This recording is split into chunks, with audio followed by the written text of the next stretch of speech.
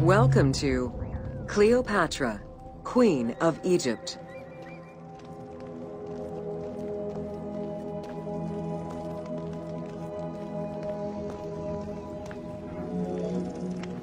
Cleopatra VII Theophilopator ascended the throne in 51 BCE at the age of 18.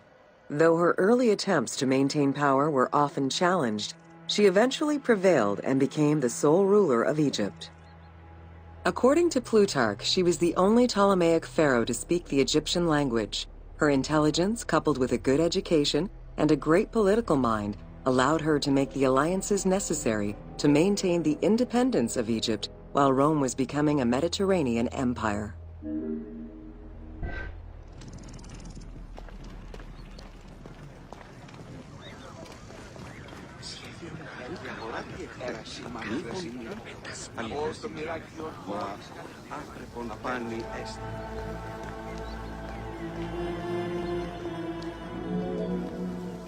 It is important to understand that Cleopatra's knowledge of Egyptian language and keen understanding of the culture allowed her to make powerful ideological reference that resonated with ancient Egyptians.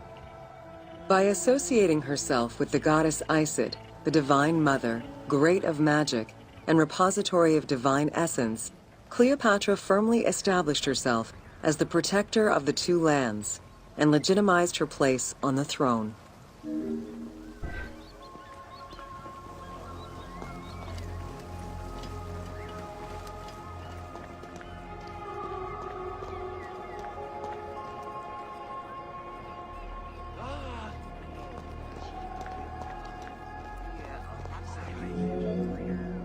Upon his death in 51 BCE, Ptolemy XII Aulus bequeathed his kingdom to his daughter and eldest son, Cleopatra VII and Ptolemy XIII.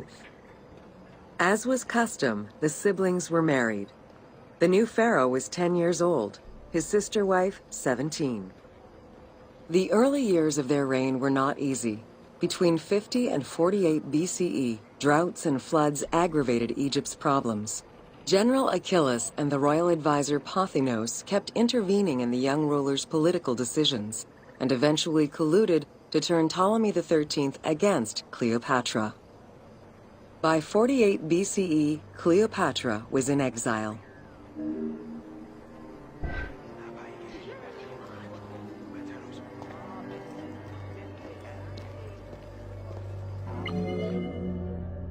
During Cleopatra's exile, the Roman Empire was not without its own internal conflict. Caesar and Pompey were at war with one another, and after his defeat in 48 BCE, Pompey fled to Alexandria in the hope of finding refuge. This turned out to be an unwise decision. Listening to his advisors, Ptolemy XIII elected to have Pompey assassinated, his head kept as a gift, in the hopes of acquiring Caesar's favor. This gambit backfired. Instead of earning approval, the murder of a Roman greatly angered Caesar.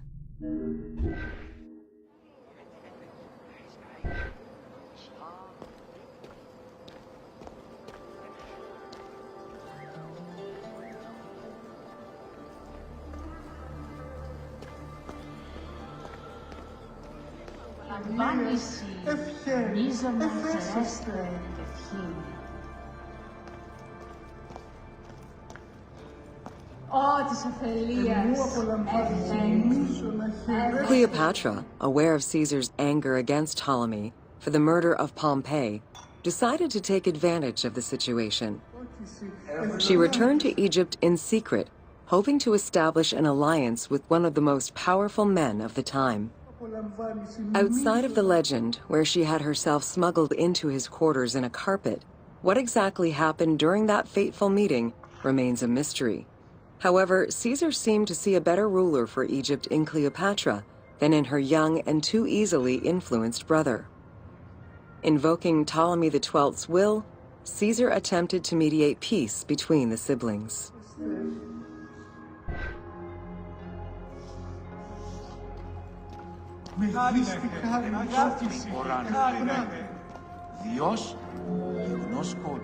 Ptolemy XIII was enraged by the turn of events. and his advisors were none too happy to see Cleopatra return. Urged on by General Achillas and Pothinos, the young pharaoh plotted against Caesar and Cleopatra, resulting in the siege of Alexandria in 47 BCE. It was in March 47 BCE that Caesar defeated Ptolemy XIII's forces. The young pharaoh drowned in the Nile after having fled the battlefield. With her opponents dead or powerless, Cleopatra married her other much younger brother, Ptolemy XIV, and finally claimed the throne of Egypt for good. The end of the Alexandrian War also cemented the romantic and political alliance between Cleopatra and Caesar.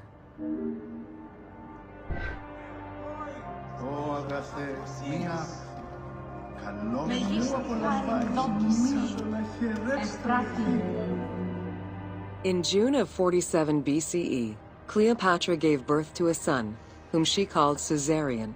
Caesar did not accept the boy as his heir, choosing instead his nephew Octavian. Nonetheless, on his return to Rome, Caesar invited the queen and her brother husband to stay in the city. Her presence still drew much disapproval from the Senate.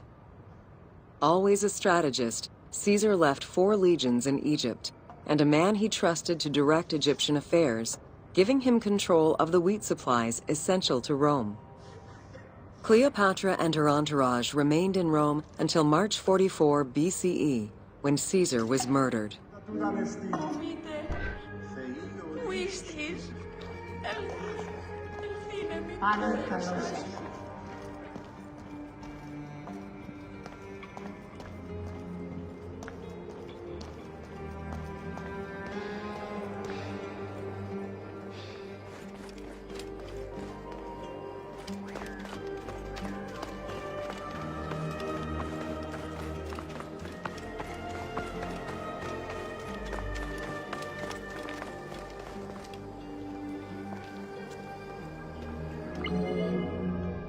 Caesar's most faithful ally, Mark Antony, often visited the Queen of Egypt during his stay in Rome. Unlike most, he recognized the legitimacy of Caesarion, the natural son of Caesar. Antony knew he would need the riches of Egypt in order to fight Octavian and claim the Roman Empire. Cleopatra, in return, saw a powerful ally. In the winter of 41 BCE, she arranged a sumptuous tour of Egypt by boat to show Antony the wealth of her country and the power she held as its ruler. A romantic and political relationship followed. The Roman Senate was once again most displeased. To calm spirits in Rome, Antony married Octavia, sister of Octavian.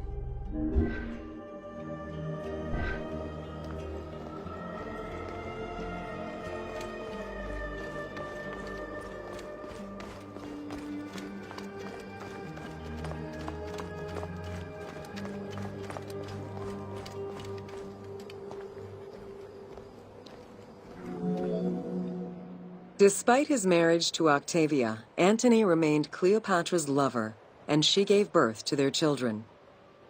Cleopatra increased her kingdom's territory and started a political propaganda alongside her lover in Egypt and beyond. She hoped to create a Ptolemaic federal empire with Alexandria at its center. Antony eventually repudiated his Roman wife for the Egyptian queen, much to the dismay of the Roman elite. However, while Mark Antony focused on Egypt, Octavian carefully gained military and political ascendancy over him in Rome.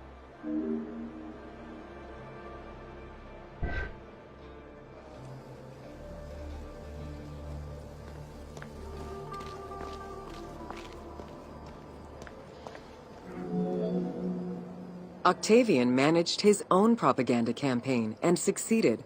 The Roman people hated Mark Antony and Cleopatra. To avoid the censure still inherent in attacking a fellow Roman, Octavian simply declared war against Egypt. Rome's power still reigned supreme. The powerful Egyptian fleet, led by Cleopatra as well as Mark Antony's forces, were defeated in 31 BCE in Actium. Octavian arrived in Egypt in 30 BCE to formalize his victory.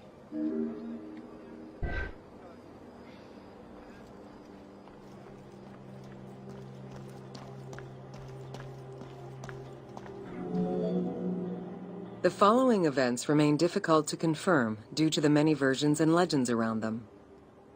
It is believed that after hearing a rumor about Cleopatra's suicide, Mark Antony committed suicide himself. He was brought to the queen as he slowly passed away. Knowing that Octavian would have her chained and paraded through Rome in defeat, Cleopatra planned her own suicide. She most likely killed herself with arsenic, though admittedly the version where she uses an asp to deliver a fatal bite may be considered more dramatic. What happened to the body of Cleopatra is still a mystery.